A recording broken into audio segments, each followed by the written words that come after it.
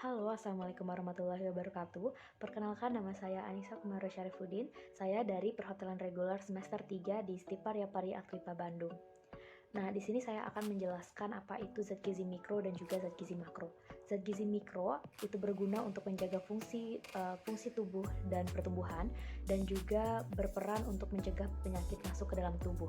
Sedangkan zat gizi mikro adalah suatu zat kimia yang diperlukan dalam pertumbuhan, perkembangan, serta untuk menjalankan fungsi tubuh yang normal.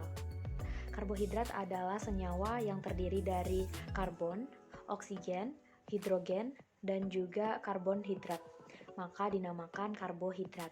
Jenis-jenis dari karbohidrat ini ada 3. Yang pertama disakarida, yang kedua monosakarida, yang ketiga polisakarida. Fungsi-fungsi dari karbohidrat adalah untuk menghasilkan energi, menghemat protein dan juga asam amino, membangun dan memperbaiki sel-sel tubuh. Selanjutnya penyakit yang mengakibatkan dari kelebihan dan juga kekurangan karbohidrat. Yang pertama, kekurangan. Ketika tubuh kekurangan karbohidrat, maka dalam jangka pendek dapat menyebabkan ketosis, yaitu suatu kondisi ketika tubuh memanfaatkan lemak sebagai sumber energinya. Gejala ketosis ini seperti sakit kepala, lemas, dehidrasi, mual, pusing, dan juga mudah emosi. Ketosis dapat menyebabkan penumpukan senyawa keton dalam tubuh.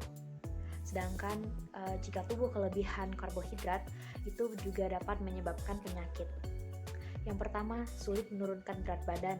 Dan yang kedua, kadar kolesterolnya makin meningkat. Lemak adalah suatu zat yang sulit terurai oleh air, merupakan sumber energi selain energi protein dan juga karbohidrat.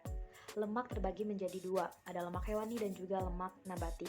Lemak hewani bersumber dari susu, daging, telur, dan juga ikan laut. Sedangkan lemak nabati bersumber dari kacang kedelai, kacang kenari, minyak kelapa, alpukat, dan juga tumbuhan laut.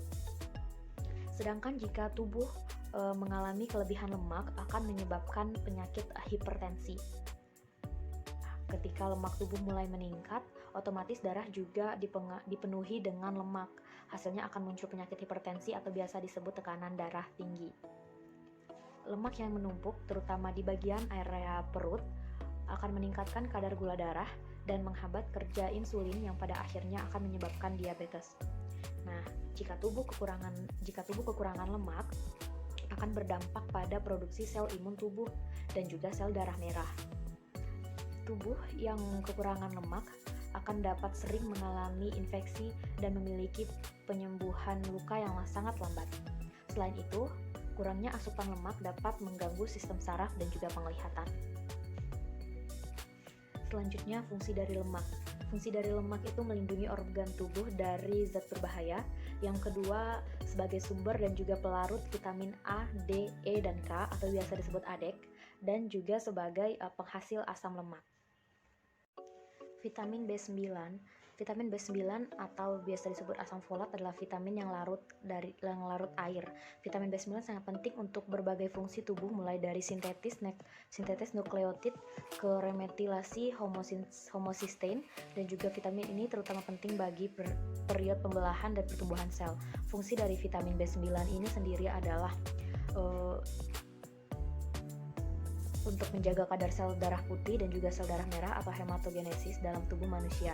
Sumber dari vitamin B9 ini seperti bayam, buncis, brokoli, hati, kubis, kacang polong, kacang hijau, dan juga kentang.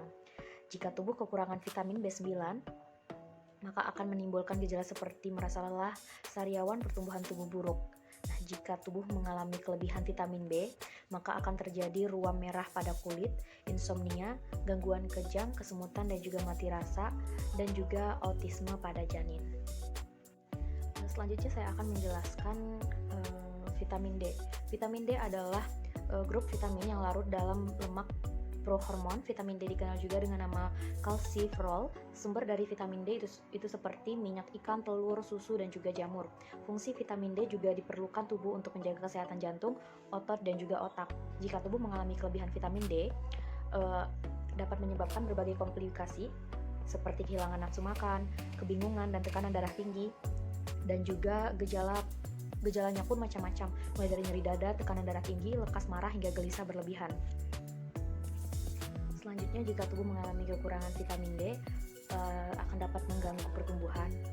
Kekurangan vitamin D pada anak akan berdampak pada gangguan pertumbuhan, keterlambatan pertumbuhan gigi, mood dan emosi yang mudah berubah, rentan terhadap infeksi, termasuk infeksi pada sistem pernapasan.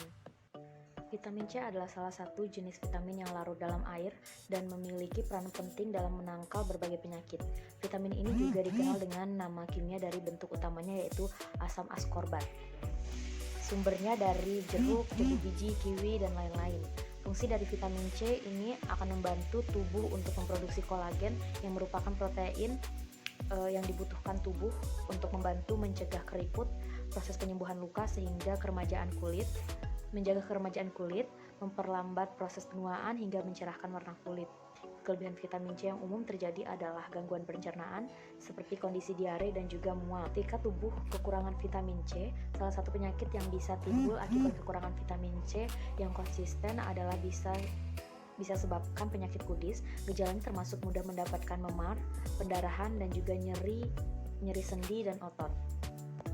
Kesan saya ketika belajar ilmu zat gizi di jurusan perhotelan F&B reguler ini, saya sangat bersyukur dan berterima kasih karena kepada Ibu Huri udah memberikan ilmu yang sangat bermanfaat bagi kita ke depannya, seperti kita menjadi tahu bagaimana caranya menjaga kesehatan, dan juga dapat dalam industri perhotelan kita juga dapat memperhitungkan karbohidrat, protein, dan juga zat gizi yang akan kita sediakan untuk para tamu nanti. Terima kasih.